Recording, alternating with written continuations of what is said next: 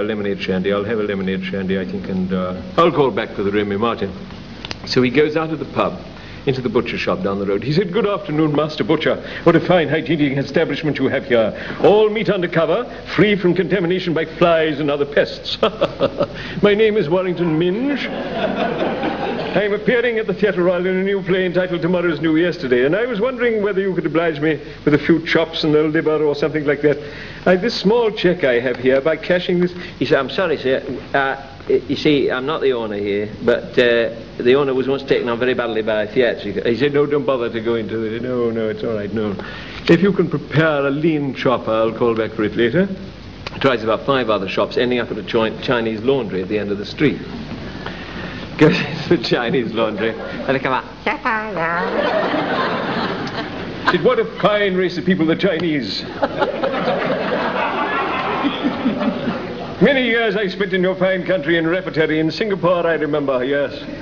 My name is Warrington Minge. I am appearing in a new play at the Theatre Royal entitled Tomorrow's New Yesterday. And I was wondering whether you could oblige me by cashing this small cheque." He said, "Oh, so sorry, sir. We now cash check for theatricals." He said, "Then would you mind pressing the bloody thing?"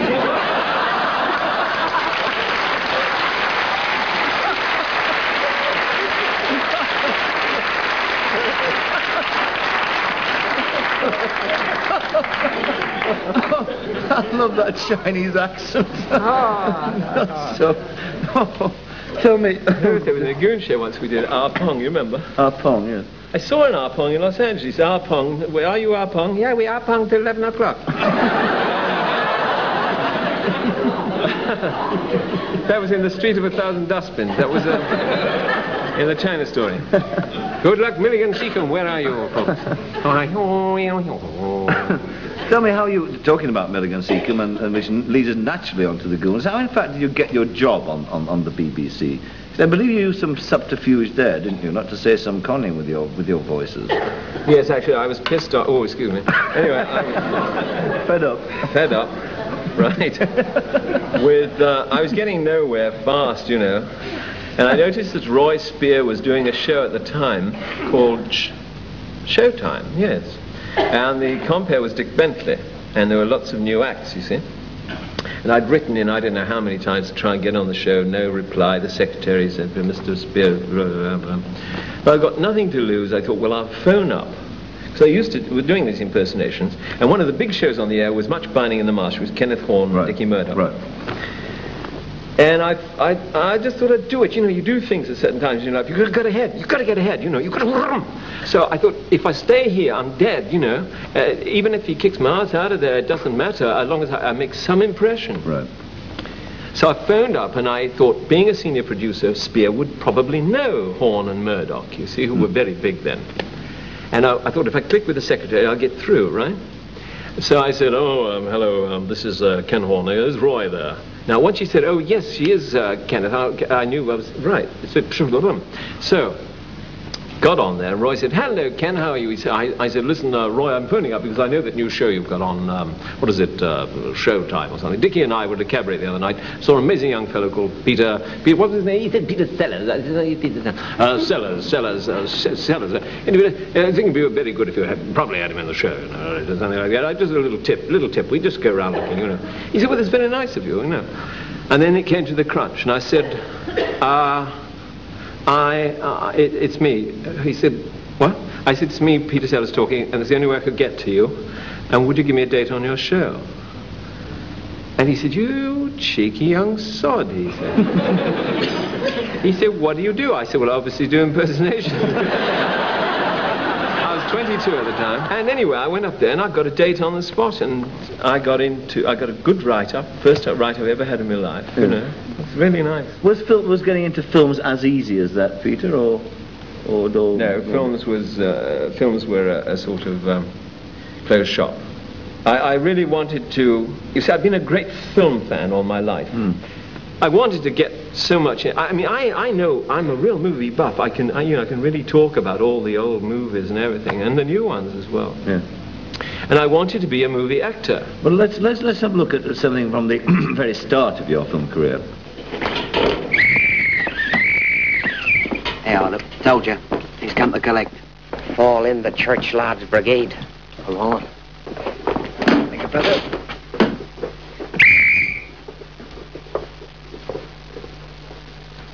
Right, brothers, are we all gathered?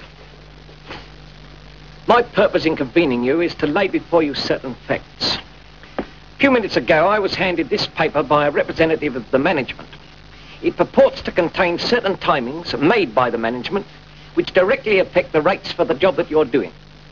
Now, this is the first time that this has been mooted to the Works Committee, and everything about it constitutes quite definitely, a definite breach of the existing agreements that exist between management and unions. For diabolical liberty. Yeah.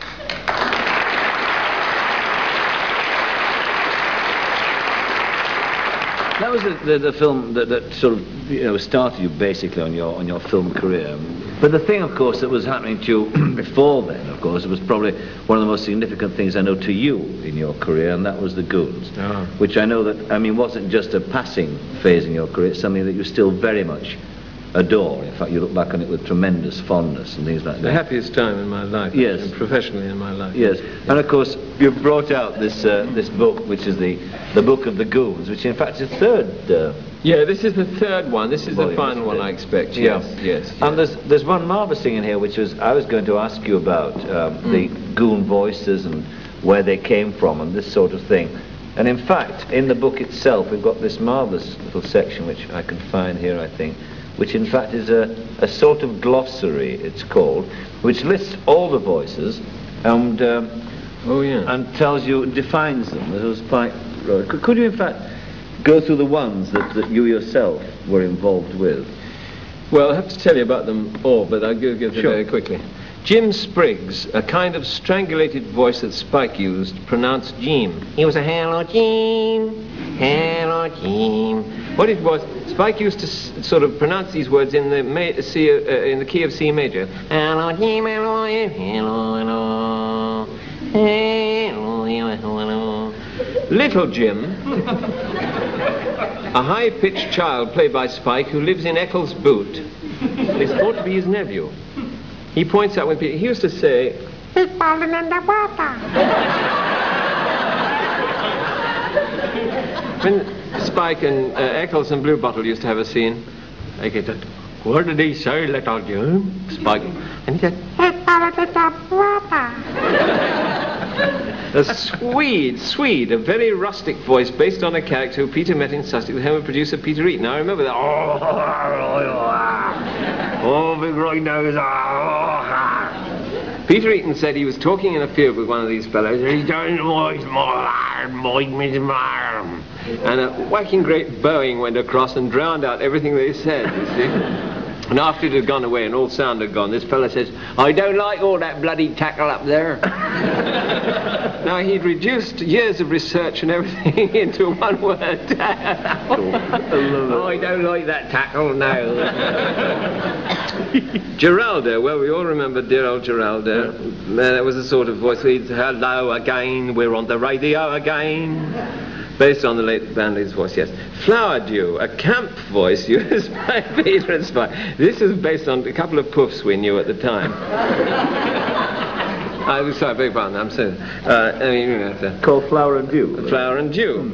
Who'd gone to church for the first, one had gone to church for the first time. I said, "You must come to church." I said, "Oh, I can't." I said, "Yes, I must, you know." And we come to the full ceremony, you know.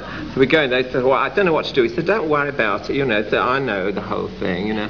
They said, and the priest came in with a, incense, and he was waving around, all the smoke was coming out. He said, and